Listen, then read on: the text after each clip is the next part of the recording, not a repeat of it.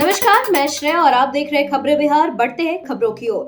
लालटेन राज में एक ही परिवार की मिटी गरीबी। पीएम मोदी ने कहा कि जब तक बिहार में लालटेन का राज, तब तक एक ही परिवार की गरीबी मिटी। सबसे ज्यादा उन्हें ही लाभ मिला है। इंडी गठबंधन के लोगों को लूटने का लाइसेंस मिलना चाहिए क्या? आज भारत रत्न कर्पूरी ठाकुर रहते तो ये उनसे भी वही सवाल पूछते जो आज मोदी से पूछ रहे हैं। हर भारतवासी मेरा परिवार है। आज हर भारतवासी यह कह रहा है कि मैं हूँ मोदी का परिवार और अपने परिवार की गरीबी खत्म करना चाहता हूँ। इसलिए मोदी गरीब परिवारों को राशन और हेल्थ बीमा दे रहा है।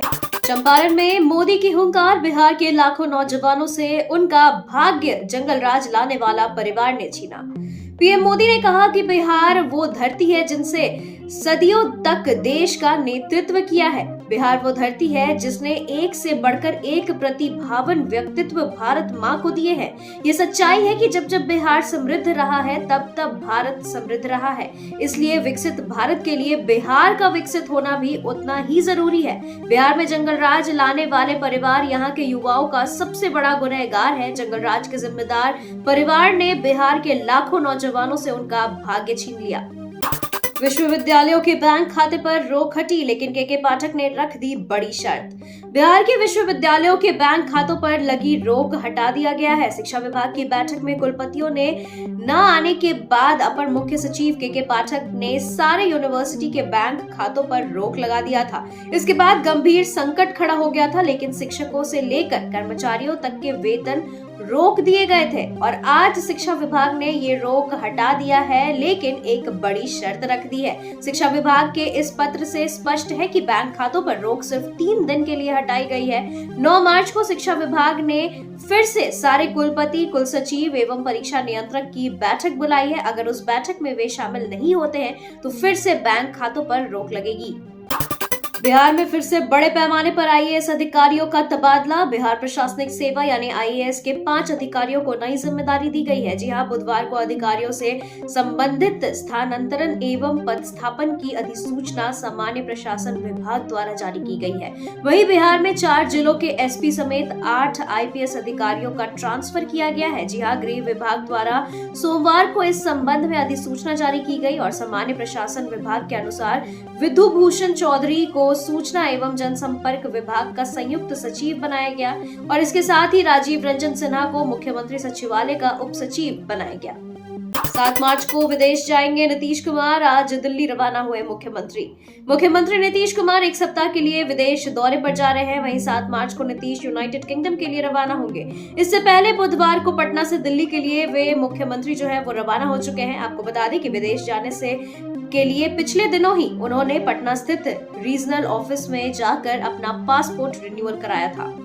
जीतन राम मांझी ने किया बड़ा खुलासा। कहा 2-3 दिनों में तय हो जाएगा एनडीए में सीट बंटवारे का फॉर्मूला।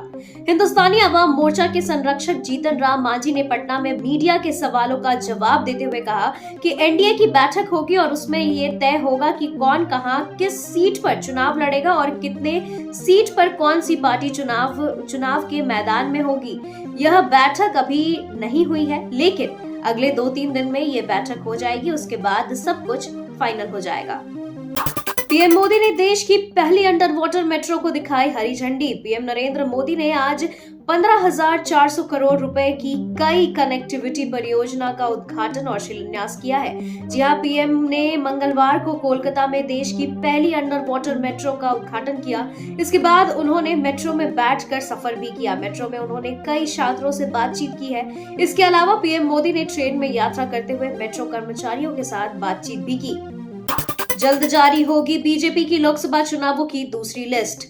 भारतीय जनता पार्टी ने शनिवार को लोकसभा चुनाव के लिए 195 उम्मीदवारों की पहली लिस्ट जारी की थी। इसके बाद पार्टी अब उम्मीदवारों की दूसरी लिस्ट तैयार करने में जुट गई है। इसको लेकर बुधवार को बीजेपी कोर कमेटी का बैठक हुआ। बताई जा रही है कि इस बैठक में पंजाब, हिमाचल प्रदेश, महाराष्ट्र और बिहार की बची सीटों को लेकर चर्चा हुई। आज फिर किसानों का दिल्ली कूच, बढ़ाई गई राजधानी की सुरक्षा। किसानों के दिल्ली कूच की डेडलाइन खत्म हो रही है। किसान 6 मार्च को दिल्ली कूच के लिए तैयार हैं। इसके लिए राजधानी की तमाम सीमाओं की सुरक्षा बढ़ा दी गई है। दिल्ली की सीमाओं पर पुलिस बलों की तैनाती कर दी गई है। नई दिल्ली और सेंट्रल दिल्ली में कड़े सुरक्षा के बंदोबस्त भी किए गए हैं। सीबीआई करेगी संदेश खाली हिंसा की जांच। कलकत्ता हाई कोर्ट ने मंगलवार को संदेश खाली में ईडी के अधिकारियों पर 5 जनवरी को हुए हमले की जांच सीबीआई को सौंपने का आदेश दिया है। इस कांड के मुख्य आरोपी शाहजहां शेख को भी सीबीआई को सौंपने का फरमान जारी किया गया है। आपको बता दें कि पश्चिम बंगाल की पुलिस ने इस फैसले को पक्षपातीपूर्ण करार दिया है। फैसला सुनाने के कुछ ही घंटों के बाद ममता बनर्जी की सरकार हाईकोर्ट के आदेश के खिलाफ सुप्रीम कोर्ट चली गई। अतिक्रमण हटाने पहुंची पुलिस टीम पर लोगों ने किया हमला, कई पुलिसकर्मी घायल। अतिक्रमण हटाने गई मुजफ्फरपुर पुलिस की टीम पर उग्र लोगों ने हमला कर दिया। जी हां, इस दौरान इलाके में अफरा तफरी का माहौल हो गया। लोगों ने पुलिस जवानों पर ईंट और पत्थर फेंका, जिसके जवाबी कार्रवाई में पुलिस ने हल्का बल प्रयोग किया। इस हमले में कई पुलिस वाले घायल हो गए, जबकि 2 लोगों को पुलिस ने गिरफ्तार किया है। इस दौरान पूरा इलाका रण क्षेत्र में तब्दील हो गया। जदयू के राष्ट्रीय महासचिव धनंजय सिंह को 7 साल की सजा। जदयू के राष्ट्रीय महासचिव धनंजय सिंह ने जौनपुर संसदीय क्षेत्र से लोकसभा चुनाव लड़ने का ऐलान कर रखा था।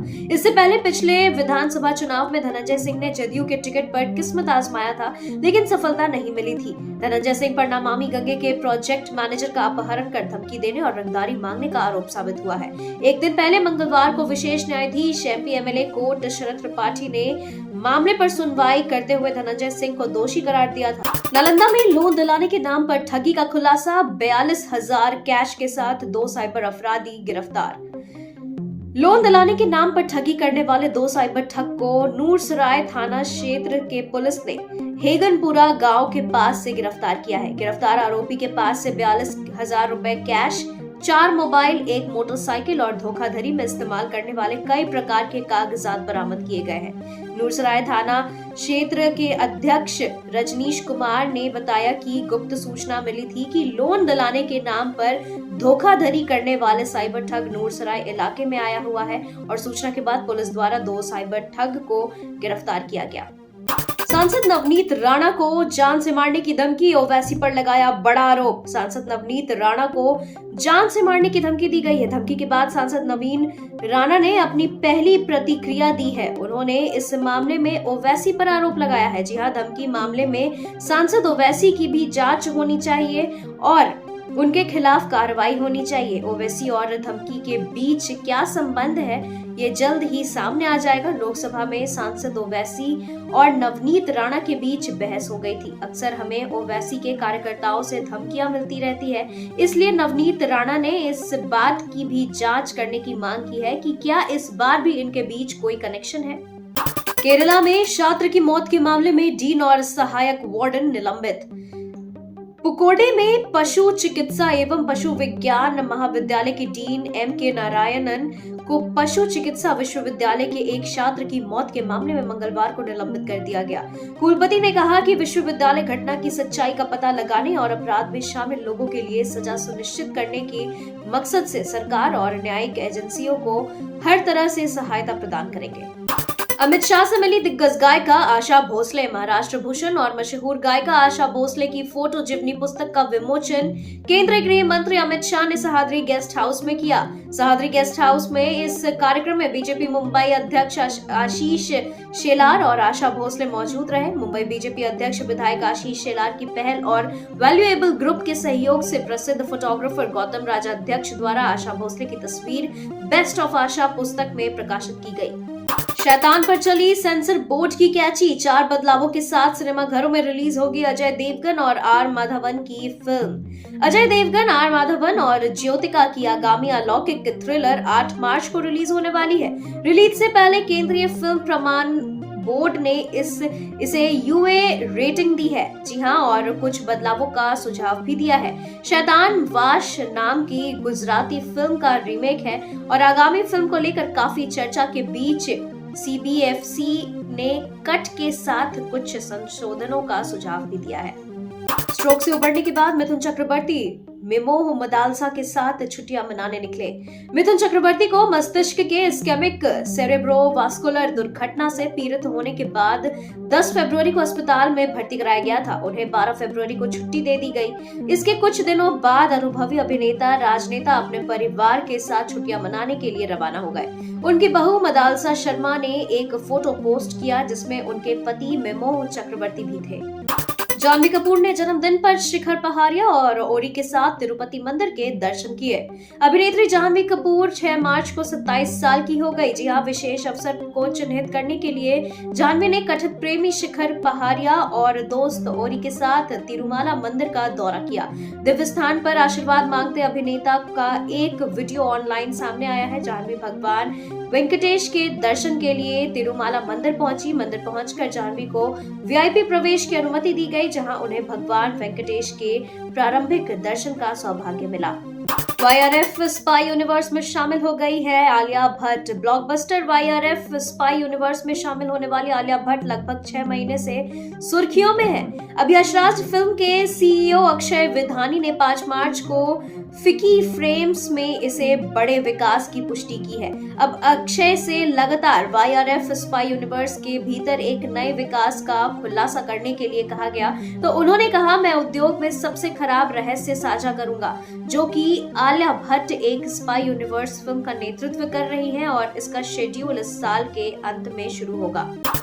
AIFF अध्यक्ष कल्याण चौबे ने तोड़ी चुप्पी, निलंजन भट्टाचार्य को भेजा कानूनी नोटिस। AIFF के अध्यक्ष कल्याण चौबे ने संगठन के पूर्व प्रमुख विधि सलाहकार निलंजन भट्टाचार्य जी को अपने खिलाफ भ्रष्टाचार के गंभीर आरोप लगाने के लिए कानूनी नोटिस भेजा है। जी हाँ, भट्टाचार्य जी ने शनिवार को प्रधानमंत्री नरेंद्र मोदी को लिखे पत्र में दावा किया कि चौबे ने गैर पारदर्शी निविदा प्रक्रिया के तहत भ्रष्टाचार किया और उन्होंने यह भी आरोप लगाया था कि चौबे ने महासंघ के कोष का व्यक्तिगत इस्तेमाल किया है। इंडियन वेल्स के अंतिम क्वालिफाइंग राउंड में हारे सुमित नागल। भारतीय tennis star Sumit Nagal Indian Wells Masters tournament के अंतिम क्वालिफाइंग दौर में दक्षिण कोरिया के सियोंग चांग होंग को कड़ी चुनौती पेश करने के बावजूद हार गए। मंगलवार को खेले गए इस मैच में 26 वर्षीय नागल को 6-2, 2-6 और 6-7 से हार का सामना करना पड़ा।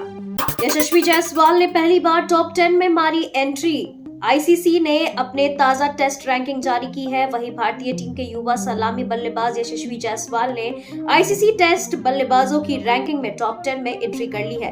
वह बुधवार को जारी ताजा रैंकिंग में 2 स्थान ऊपर चढ़कर 10वें नंबर पर पहुंच गए हैं। उन्होंने करियर में पहली बार ये स्थान हासिल किया। उनके 727 रेटिंग अंक है। बेन डकेट को रोहित शर्मा के बयान से लग जाएगी मिर्ची। इंग्लैंड के सलामी बल्लेबाज बेन डकेट ने यशस्वी जायसवाल पर तंज कसते हुए कहा था कि भारतीय बल्लेबाजों को तेज बैटिंग करने का क्रेडिट इंग्लैंड टीम को देना चाहिए। धर्मशाला टेस्ट से पहले हुए प्रेस कॉन्फ्रेंस में इसे लेकर रोहित से सवाल किया गया, जिस पर उन्होंने कहा कि डकेट ने अभी ऋषभ पंत को बल्लेबाजी करते नहीं देखा है। IPL 2024 में ये रोल निभाएंगे MS धोनी। वीडियो से हो गया खुलासा। आगामी 22 मार्च से IPL के 17वें सीजन का आगाज होने जा रहा है, जहां पहले मुकाबला चेन्नई सुपर किंग्स और RCB के बीच खेला जाएगा। वहीं इससे पहले जियो सिनेमा ने IPL 2024 का प्रोमो वीडियो शेयर किया, जिसमें MS धोनी नजर आ रहे हैं। इस प्रमोशनल वीडियो में MS धोनी मुख्य किरदार में नजर आ रहे हैं। इससे पहले चेन्नई सुपर किंग्स के कप्तान MS धोनी ने नए रोल का जिक्र करते हुए फेसबुक पर एक पोस्ट भी किया था। तो खबरों के सिलसिलों में फिलहाल इतना ही। बने रहे खबरें बिहार के साथ। नमस्कार।